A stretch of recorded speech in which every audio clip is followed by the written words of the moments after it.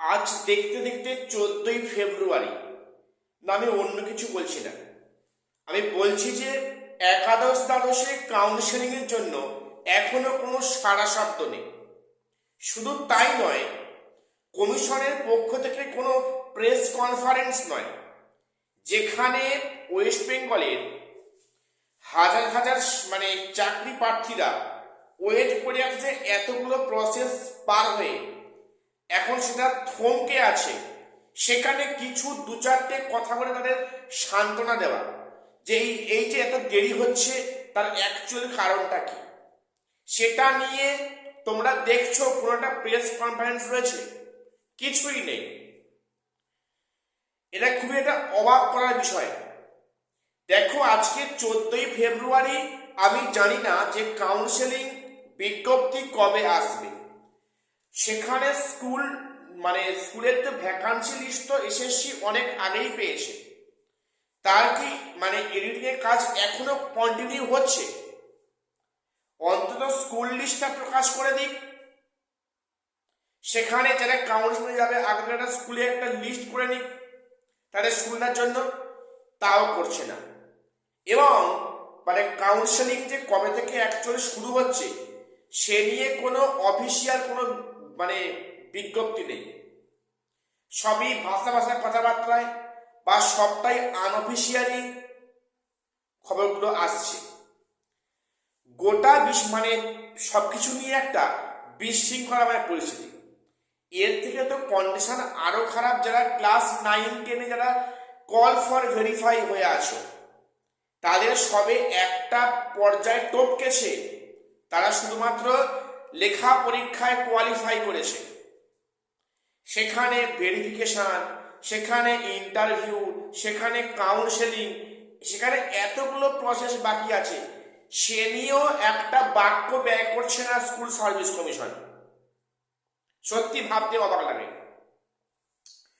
তো যেটা আমি শুনলাম সেটাও আনঅফিসিয়ালি, যে আগামী সপ্তাহে সামনের সোমবার থেকে সামনের সপ্তাহে নাকি কাউন্সেলিং নোটিশ আসবে, সম্ভাবনা আছে।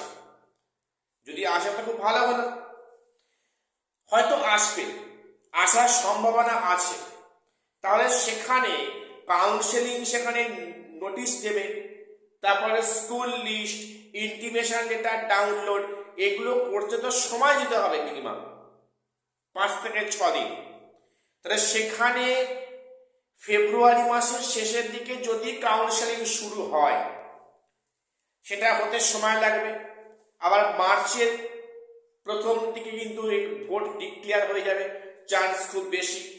যদিও এখানে যেটা অনগোয়িং প্রসেস, কোনো এফেক্ট পড়ার কথা নয়, কিন্তু এফেক্ট ফেলতে কতক্ষণ? নির্বাচনের দোহাই দিয়ে এটাকে আপাতত পোস্টপন করে দেওয়ার প্ল্যান যে নেই তার কি কোনো গ্যারান্টি আছে? গ্যারান্টি নেই। এবং তার পরে পরে নাকি 9-10-এর ভেরিফিকেশন।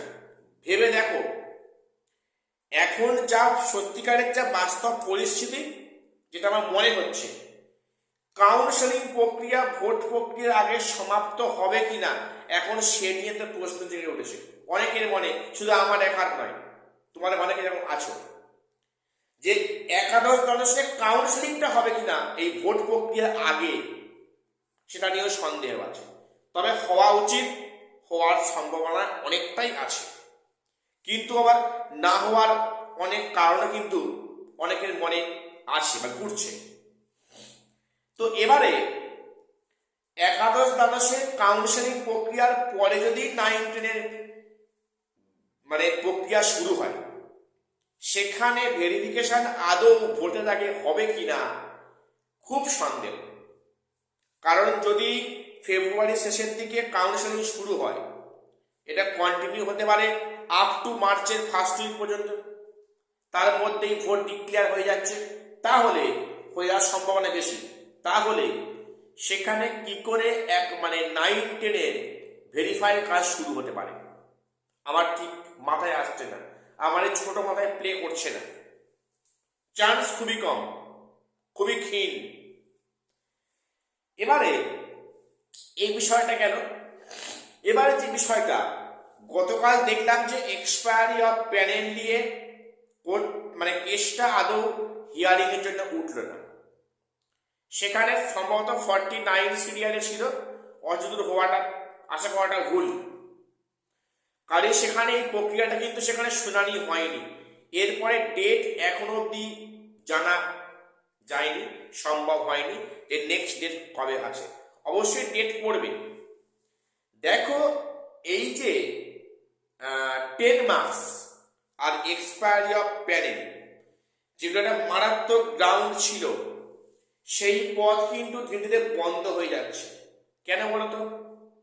এই যে একের পর এক তারিখ পে তারিখ হচ্ছে, সেখানে যত লেন্দি হবে এবং সেখানে একাদশ একাদশের প্রক্রিয়া যদি প্রসেসিং হয় বা যদি এই প্রক্রিয়াটা আরো লেন্দি হয়, এক্সপিরিয়েন্সের 10 মার্কস এবং এক্সপায়ারি অফ প্যানেল যত 31শে আগস্টের সামনে আগাবে, তত কিন্তু এই মামলাগুলো কিন্তু পজিটিভিটি হ্রাস পাবে, ডিক্রিজ হবে। কেন বললাম?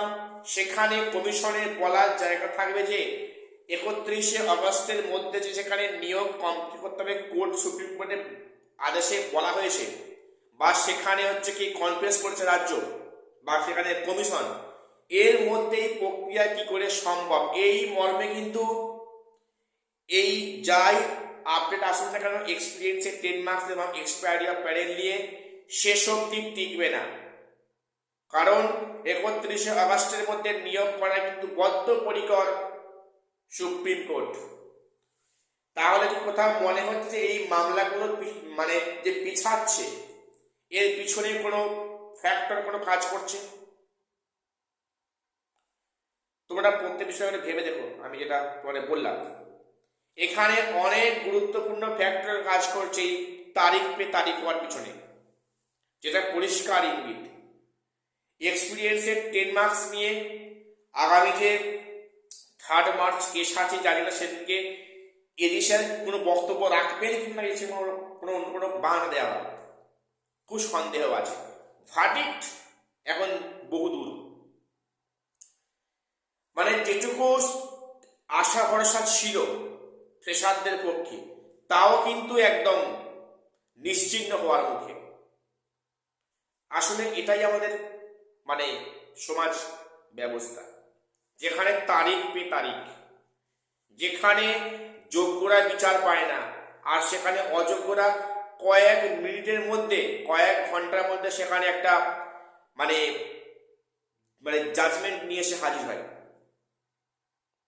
সত্যি আমাদের মানে সমাজ মধ্যে খুবই একটা ভাবার বিষয় যে পরিস্থিতি কোন দিকে যাচ্ছে, যেখানে যোগ্য প্রার্থীদের সেখানে কোনো অধিকার থাকছে না, তারা আজকে অসহায় হয়ে আছে, তারা আজকে পরাজিত, তারা আজ তাদের ভাগ্যের কাছে তারা পরাজিত। এটাই বাস্তব এবং কঠোর কথা। তো যাই হোক, আজকে আমি এটুকুই আপডেট দেওয়ার ছিল। প্রত্যেকে চ্যানেলটা সাবস্ক্রাইব করে রাখবে এমন গুরুত্বপূর্ণ আপডেট পাওয়ার জন্য। আজ শেষ করছি, দেখা হচ্ছে পরে কোনো ভিডিওতে।